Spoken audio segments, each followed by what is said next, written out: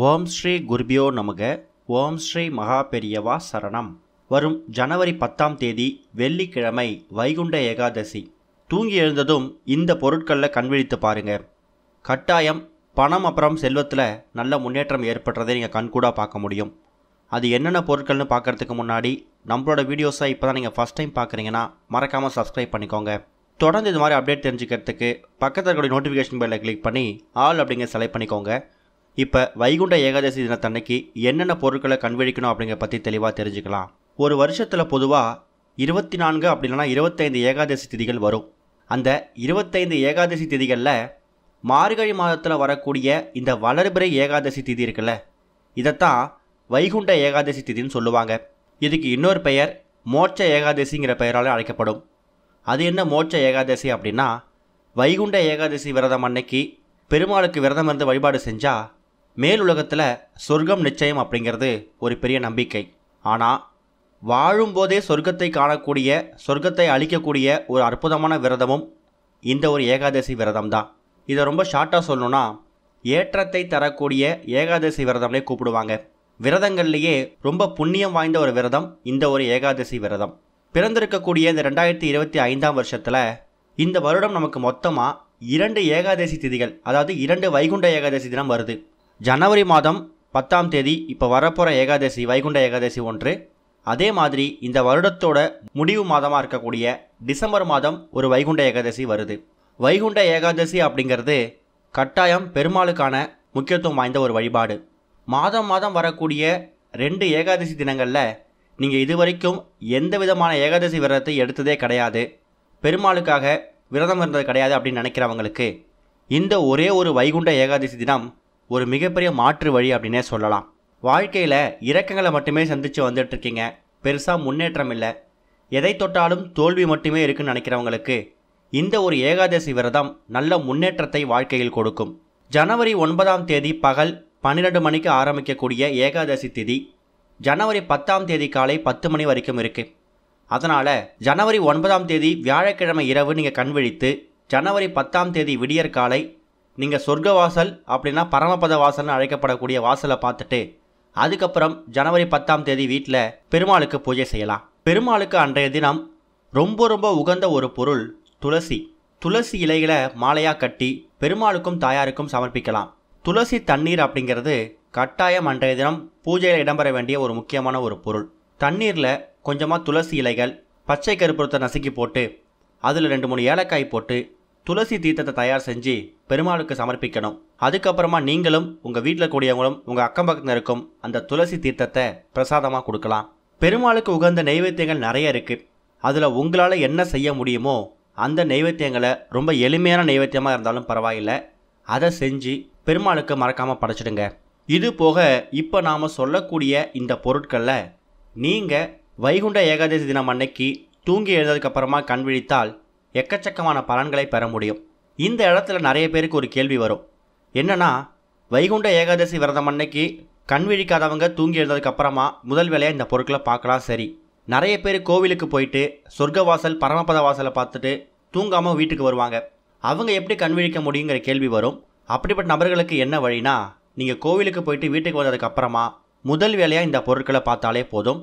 அதுவும் நீங்கள் தூங்கி எழுந்ததுக்கப்புறமா பார்க்கக்கூடிய பொருட்களுக்கான ஒரு பலனை ஏற்படுத்தும். இப்போ தூங்கினாலும் சரி, இல்லை விடிய விடிய கோவிலில் சொர்க்கவாசலை பார்த்துட்டு வீட்டுக்கு வந்தாலும் சரி, நீங்கள் பார்க்கக்கூடிய வீட்டில் முதல் பொருள் இந்த 5 பொருட்களாக தான் இருக்கணும்.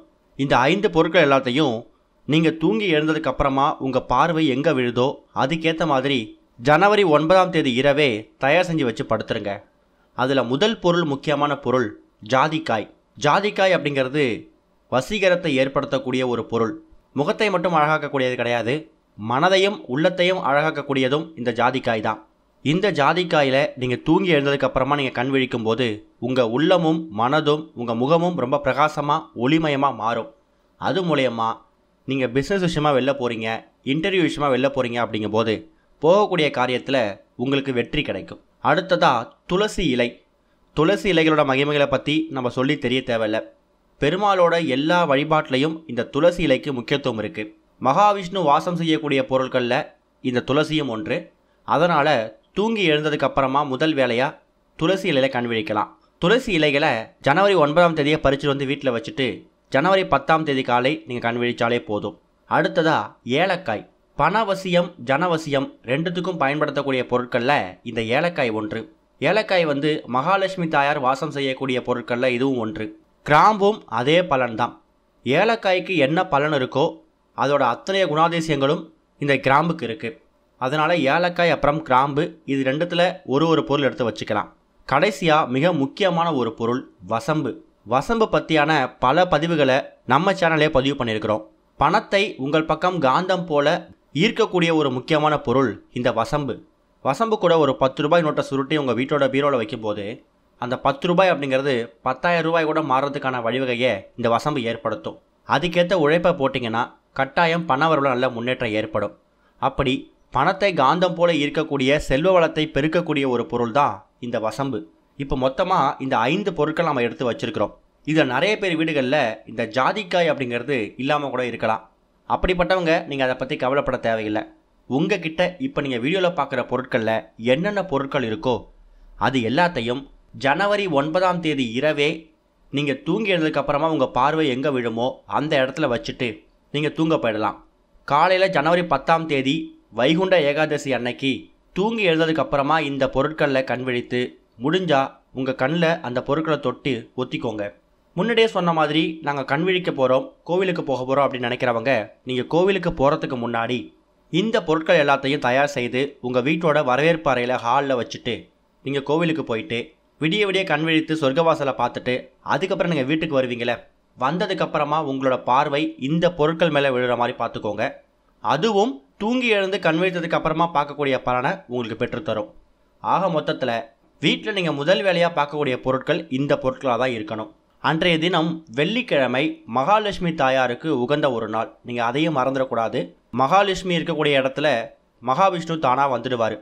மகாவிஷ்ணுக்கு உரிய தினம் இந்த வைகுண்ட ஏகாதசி. சொல்லப்போனால் இந்த ஏகாதசி திதி அப்படிங்கிறது ஜனவரி 10ஆம் தேதி காலையில் 10 மணிக்குள்ளே முடிஞ்சிறதால 10 மணிக்கு நீங்கள் பெருமாளுக்கான எல்லா நைவேத்தியங்களையும் படைச்சிட்டு மதியம் 2 மணிக்கு மேலே எல்லா விதமான காய்கறிகளையும் சமைத்து நீங்கள் பாரணை செய்யலாம். ஏன்னா இந்த ஏகாதசி அப்படிங்கிறதே ஏகாதசி தினத்தில் ஆரம்பிக்கக்கூடிய விரதத்தை நீங்கள் துவாதசியில் முடிக்கணும்.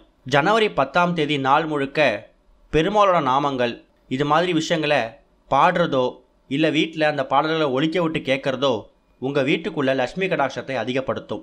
பெருசாக பாடல்கள் எதுவும் செய்ய முடியலையா, படிக்க முடியலையா, ஓம் நமோ நாராயணாய நமக, ஓம் நமோ பகவதே வாசுதேவாய நமக இந்த மாதிரி நாமங்களை நீங்கள் வாய்விட்டு உச்சரிக்கிறதும் பெருமாளை அன்றைய நாள் முழுக்க வணங்கின பலனை உங்களுக்கு ஏற்படுத்தும். இந்த ஒரு வைகுண்ட ஏகாதசி விரதத்தை பயன்படுத்திக்கோங்க. ஓம் ஸ்ரீ குருபியோ நமக. ஓம் ஸ்ரீ மகா பெரியவா சரணம்.